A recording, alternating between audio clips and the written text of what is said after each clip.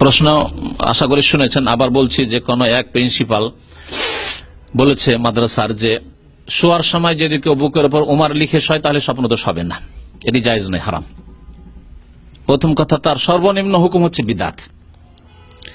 ওমর নাম লিখলো মানে আল্লাহ পাকের আশ্রয় নিল নাকি, না আল্লাহ ছাড়া অন্য কারো আশ্রয় নিল? সুতরাং এটি শুধু বিদআত নয় বরং শিরক। সুতরাং এই করবেন না, কেউ ওমরের নাম লিখবেন, কেউ আলীর নাম লিখবে, কেউ হাসান হুসেনের নাম লিখবে, কেউ 555 লিখবে, আলী ফাতেমা হাসান হোসেন। আমাদের ক্যালেন্ডার গুলিতে লিখাতে আলী ফাতেমা হাসান হোসেন 555। শিয়া রাফেজিদের শিরকি কুফরি মতবাদ ঢোকা আছে। আর কেউ অন্য নাম লিখবে। তারপর আমাদের দেশের লোকেরা আসহাবে কাহফের ওই কুকুর আর ওই যে 7 জন তাদের নাম লিখে, এইসব শিরকি এবং বিদাতি আমল আছে, এগুলি সব জায়েজ নাই। তারপরে আমাদের দেশে যদি গরুর পায়ে পোকা হইতো তাহলে এলাকার 7 জন সুদখোরের নাম লিখতে হবে, জানা আছে না, যে তাবিজ করতে হবে। শুনেছেন এগুলো? হ্যাঁ, অনেকে শুনেছেন। এইরকম বহু শিরকি কুফরির রাস্তা খুলে যাবে, এগুলি হচ্ছে শিরক কুফরির রাস্তা। যেগুলি করা হবে সেগুলি বলা হলো কোরআন অথবা হাদিসের দোয়া অথবা আল্লাহর নাম যাতে রয়েছে আর এবং তার অর্থ বুঝতে পারছেন। জি, কেউ যদি কোরআনের সূরা অথবা হাদিস দ্বারা জারফুক করে তাহলে কি তার জন্য পবিত্রতা বা ওযু করা পূর্ব শর্ত রয়েছে কিনা? যে ফুক দিবে তার আদব সম্পর্কে আলোচনা, যেহেতু আমাদের এগুলি আলোচনা নিয়ে আসা সম্ভব হলো না 1 ঘন্টার মধ্যে, 1 ঘন্টার বেশি হয়ে গেছে আজকে। তো ওর জন্য মুস্তাহাব, ওয়াজিব নয়, তবে মুস্তাহাব হচ্ছে যে সে তাহারাতে থাকবে, ওযু অবস্থায় থাকবে, এবং মুস্তাহাব হচ্ছে যে কিবলামুখী থাকবে, যে ব্যক্তি দম করবে। এগুলি হচ্ছে মুস্তাহাব কাজ, ভালো কাজ, যা এই কিতাবে লেখক উল্লেখ করেছেন।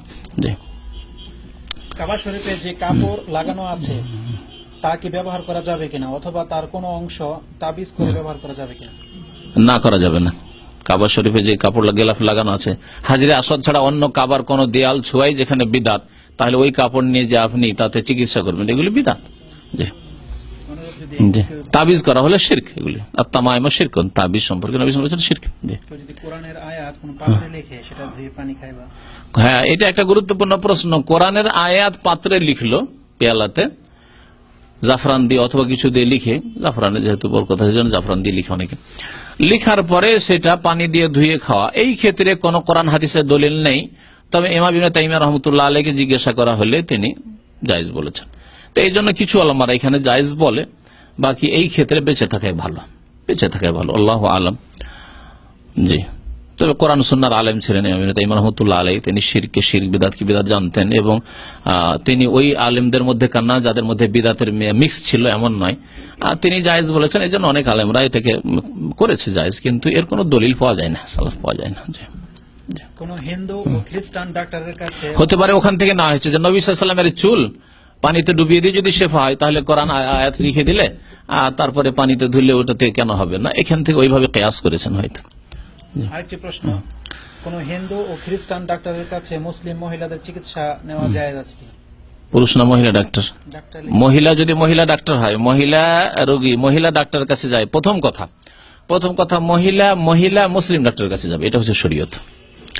যদি মহিলা রোগীর জন্য মহিলা মুসলিম ডাক্তার না পায় তো মহিলা অমুসলিম ডাক্তারের কাছে যাবে।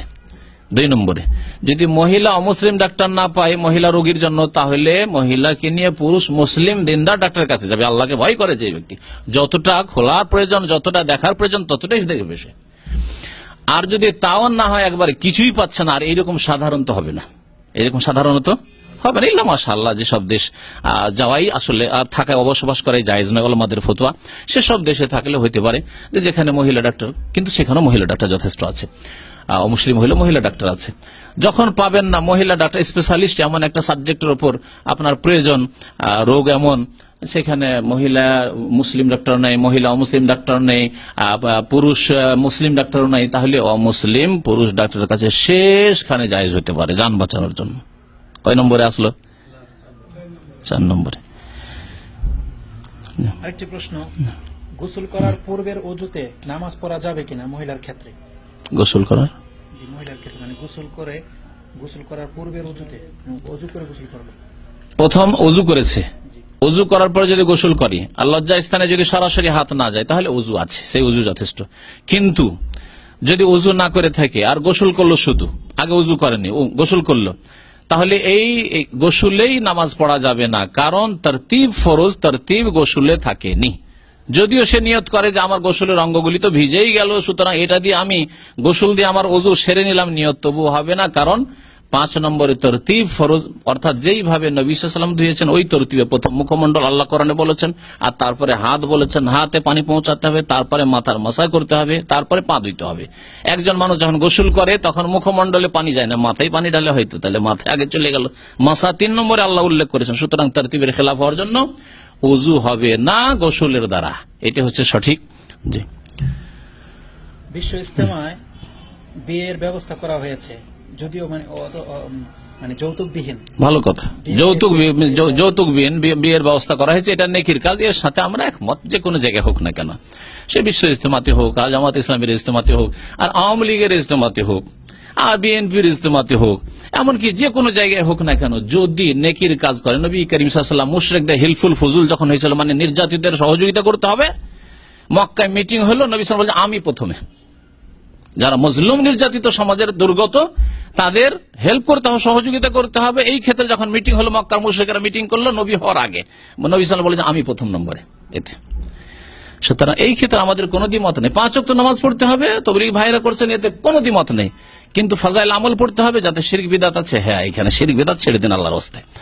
তো যতটুকু ভালো কাজ আছে তার সাথে আমরা উম্মতে মুসলিমা সবাই এক, মুসলিম ভাই বোনদের সাথে, কিন্তু যেখানে বিদআত আছে, যেখানে শিরক আছে, আমরা শিরক বিদআতের ক্ষেত্রে কোনো সমঝোতায় বিশ্বাসী নই।